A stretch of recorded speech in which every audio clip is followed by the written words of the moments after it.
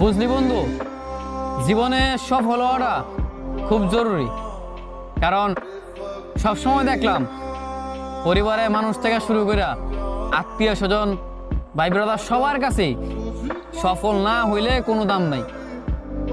সবসময় দেখলাম কি, যখনই পকেট পথে টাকা হইলো, যখনই পরিস্থিতি খুব ভালো হইলো, তখনই মনে করছে সব মানুষ আপন বানাইলো, সব মানুষের কাছে ভালো আছিলাম।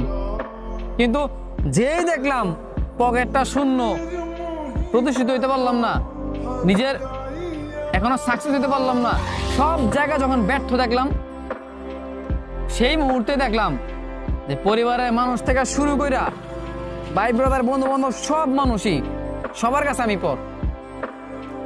তোর যখন এই পরিস্থিতিতে মানে তুই পড়বি, যখন তুই দেখবি যে তোর ফ্যামিলির কাছে, তোর বন্ধু বান্ধব বলো, আত্মীয় স্বজন বলো, সবার কাছেই তুই পর হয়ে যাবি।